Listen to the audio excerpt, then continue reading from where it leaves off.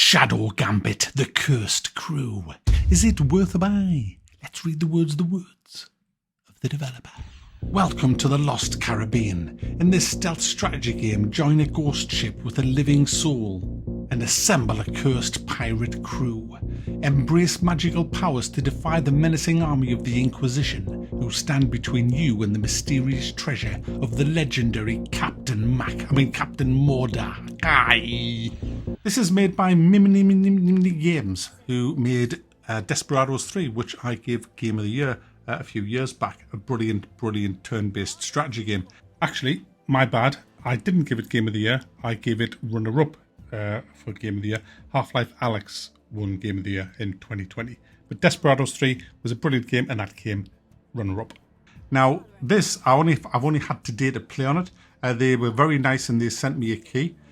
So I got to play this today, and it's great.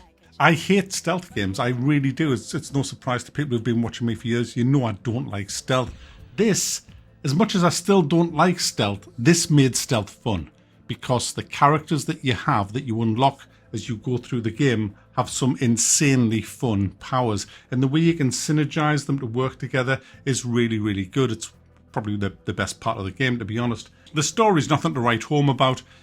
You start off trying to unlock all of your team because you don't get them all at the beginning. I kind of wish you did, because I'm not massively attached to them because of the way you'll play a few missions without seeing any of them. You'll play for hours until you see some of your later crew members, and I don't particularly like that. You have to go on missions to get souls to awaken the rest of your crew. That's how it actually works. So you have to do quite a few missions before you can unlock them all.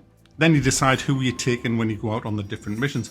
And the crew members that you have lots of different abilities, which are completely different from each other's. So you have people that can do crazy shit. I've got this guy I've just unlocked called John. He's a Scottish person, and his accent's hilarious. He sounds like Frasier from Dad's Army. He's really funny. He has some great one-liners in it as well. And what this guy does is, He has this ability where he goes underground to the depths below and comes up underneath the enemies and then hides their bodies by dragging it back into it's called the below. And it's insanely good, and he can get to some crazy places that you wouldn't normally be able to easily get to by using this. It's not so much well, it is kind of like a teleporter, if you like, but it's just really good the way they've actually done it. He's also got a fish that distracts people, which is quite funny as well, and very useful. Other abilities, people have great ways of hiding bodies, sneaking up on people. There's snipers, there's people who fire cannons and stun guards. There's all kinds of abilities that you can get in the team, and you've got to kind of work out which team you want to put together with what abilities. Some people can swim, some can't. Some can climb vines, some can't climb vines. So you've got to have a look at the island that you're going to and then pick your team accordingly. The maps are very well thought out, very well put together. It's quite tough. Some of the missions have you scratching your head. You think, how the hell am I going to get past this?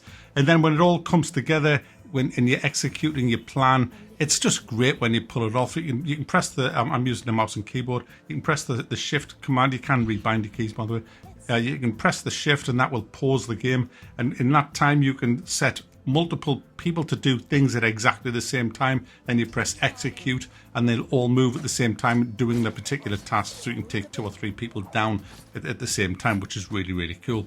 What I will say about this game, it's fun, but you have to like stealth. If you do not like stealth in a game, you may not like it. Now, I've already said I don't like stealth, but I do like this game. It doesn't mean I'm going to play it all night and all day, but it is a fun game to just dive in and play. I do prefer Desperados 3, it has to be said. I thought that was a better game. I had better connection with the people, me team, if you like. I also preferred the Western setting. I'm not a massive pirate setting fan. Never have been, probably never will be. So I'm kind of put off a little bit by where it's set. And like I've already said, how you get your crew I'm not a fan of that. But the other parts of the game more than make up for that, especially the map design, especially the way the guards are. You can right-click on them and you can see their field of view of what they're actually seeing, watch the patrol routes. There's no kind of hand-holding in the sense of telling you where you have to go or what you should do. You've got to kind of work all that out on your own. You just look at it and you plan the routes of the guards. You plan where you're going to put your team. You can even make bushes with some of the crew that you have to hide in, and just plan ambushes really, and let the guards walk into the ambush, then execute your moves and take them all down. That's what makes the game. That's why it's so fun. Each map is like just a mass of puzzles. Each area of the map has different sort of set patrol routes of guards doing different things. There's always guards covering guards, covering guards, covering guards. So you've got to kind of work your way up and try and find where the little weaknesses, where you can get in with your team and bring them down. And once you start dismantling the guards' field of view by taking them out one at a time, it just becomes easier and easier to just finish that like area of the map and clean it out. And it's great fun. It's very, very satisfying when you actually do that and it all kind of comes together. There's also traps that you can set. There'll be boulders that you can push on top of people. There's cranes lying around with loads that they're suspending, and if you operate them, they'll fall on people. It's kind of a bit gimmicky, but they're in the game and they do provide that little bit of fun. Now, one of the big mechanics of the game, if you look to the bottom right of the screen, you'll see F8 in green and F5 with a skull on it. What that is, it's safe scumming essentially, but with a bit of a difference. When you press F5, which you are encouraged to do, it saves that moment in time, and it's part of a game mechanic rather than a save. And what it does, it'll save your last few with the seconds and minutes of when they actually happened. So if you do screw up, you can reload that little bit and fix it, as I do here. I was testing out this new ability to see if I could distract the person while I stab his friend in the back, thinking that the guy would not see me do that because he'd be blinded.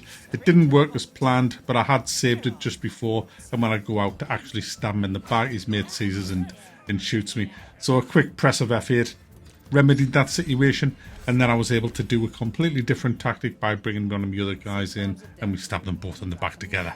Unfortunately, I only had today to play a game and get a review out because I'm busy tonight and I'm busy tomorrow, and I did want to get a review out today. It was meant to be Armored Core 6, and I started playing that at 6:30 this morning, and by 20 to 7 I'd switched it off. I couldn't believe how bad it was. I don't want to go into it because this is not about Armored Core 6, but put it this way, as a professional mech pilot, they ain't mechs. Even a fucking exosuit holding 2 guns, skating around like a prick. But I'd been given a key for this earlier on, and I thought, you know what, I'm going to try this out, and I'm pleased I did, because this game, it's been a blast today. It's just unfortunate that I didn't get very far into the game enough to give it a score, but I'm definitely thumbing it up. It's a great little stealthy strategy game.